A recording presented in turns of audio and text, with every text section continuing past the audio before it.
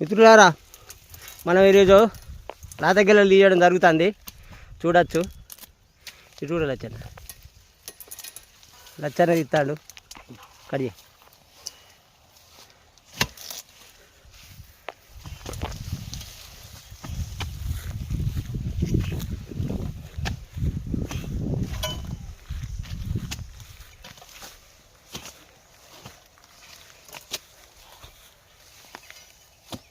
అయిందా?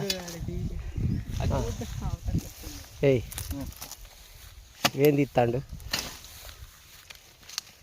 రైటి కడి